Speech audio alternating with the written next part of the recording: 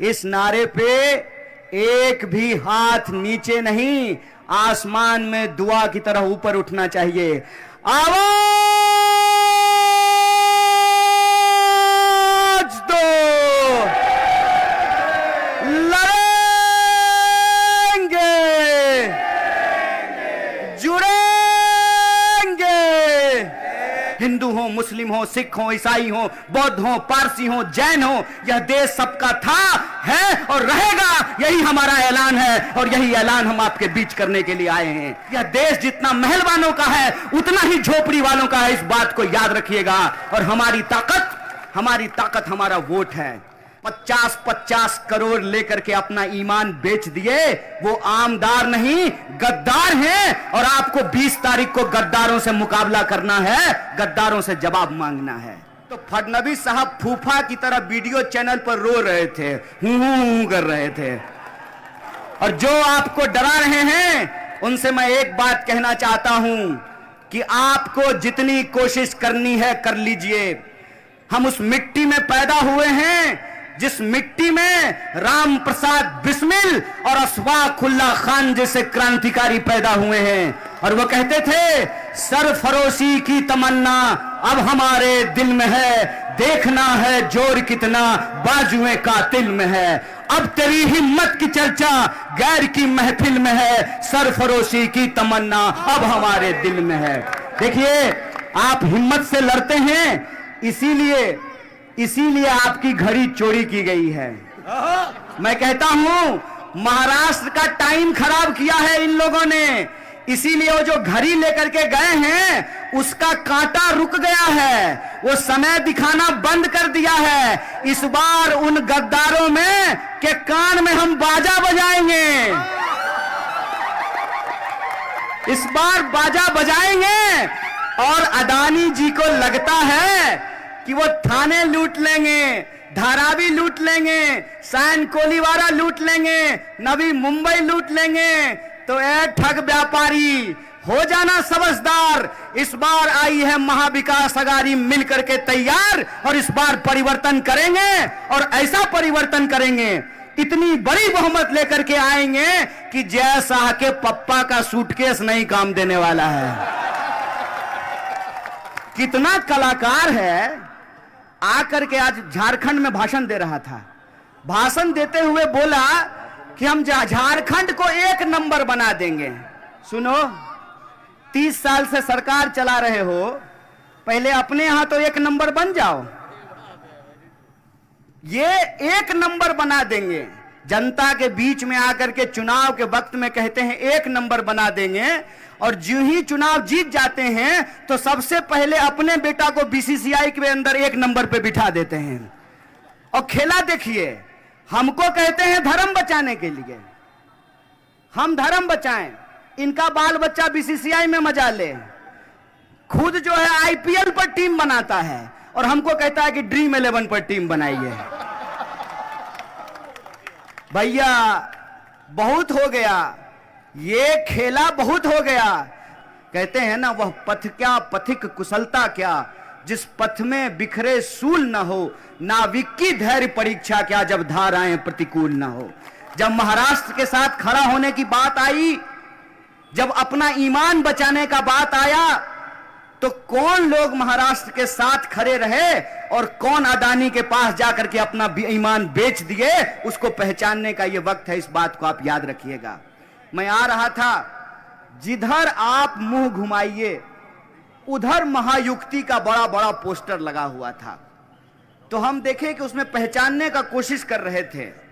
एक चेहरे पे कई चेहरे लगा लेते हैं लोग, बहुत सारे चेहरे थे उस पर। मेरे मन में एक सीधा सवाल आया कि इतना चेहरा लगाने का क्या जरूरत है, खाली अदानी जी का फोटो लगा दीजिए, बाकी सब तो उनकी ही चौकीदारी कर रहा है।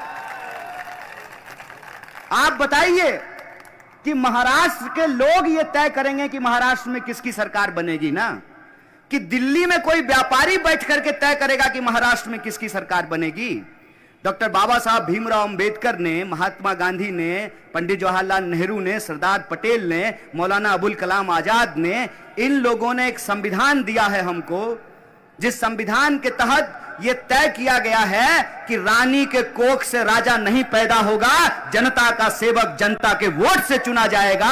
आप हमको बताइए कि जनता के वोट के साथ गद्दारी किसने की? इसीलिए मैं कहता हूं, जो 50-50 करोड़ लेकर के अपना ईमान बेच दिए वो आमदार नहीं गद्दार हैं, और आपको 20 तारीख को गद्दारों से मुकाबला करना है, गद्दारों से जवाब मांगना है। अभी मैंने डिप्टी सीएम साहब से पूछ लिया, डिप्टी सीएम जा रहे हैं और कह रहे हैं कि यह धर्म युद्ध है, धर्म बचाना जरूरी है। हम आप लोग अपने स्कूल में एक प्रार्थना गाया करते थे, इतनी शक्ति हमें देना दाता, मन का विश्वास कमजोर होना।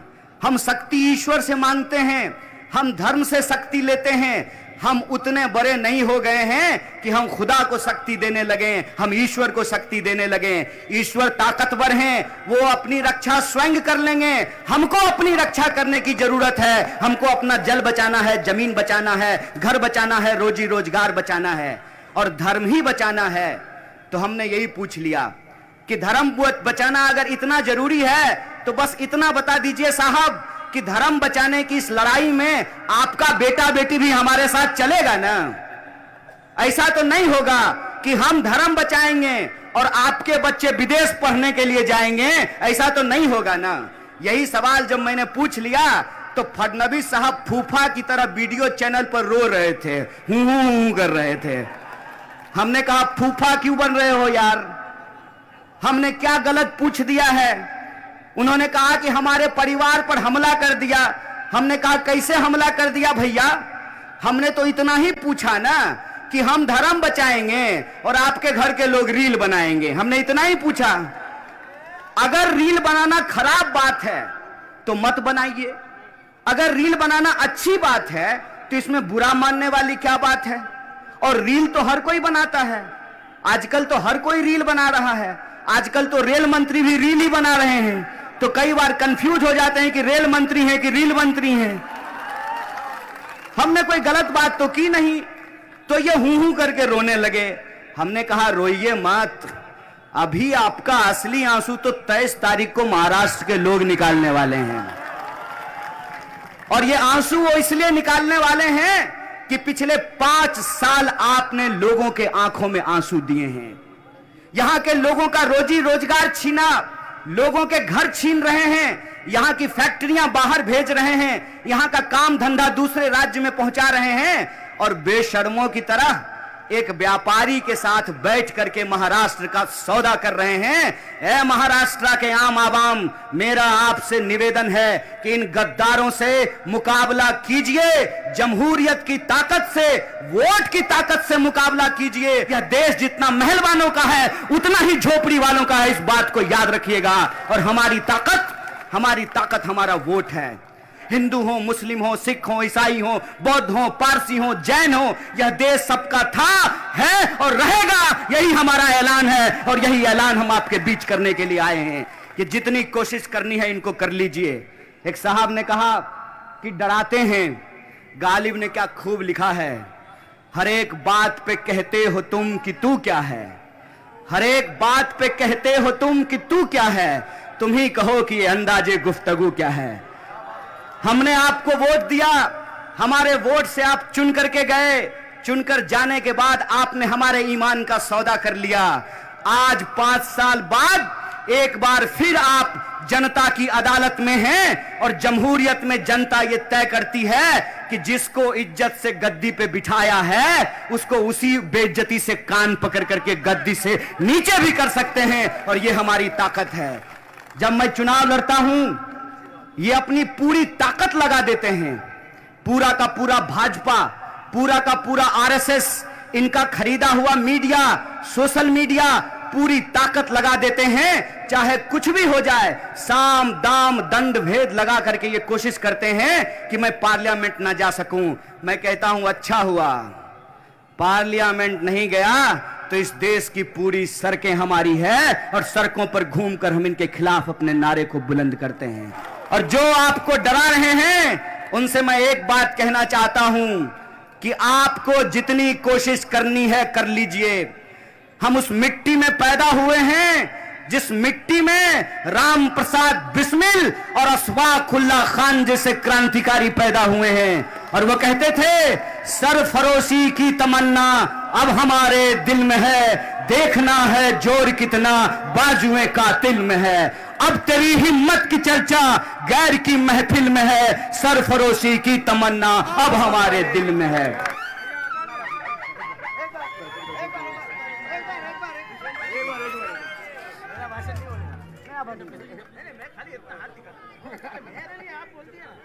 साथियों, आप हमारे साथ एक नारे को बुलंद कीजिएगा। अरे जय जय जय जय जय वीर, अरे जय पेरियार जय वीर, अरे जय जय फूले जय वीर, तो जोर से बोलो जय भीम, अरे मिलकर बोलो जय वीर। तो आवाज दो।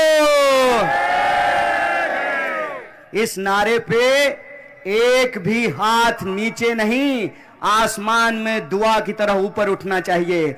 आवाज दो, लड़ेंगे, जुड़ेंगे, अरे जुड़ेंगे। बहुत बहुत शुक्रिया, बहुत बहुत धन्यवाद।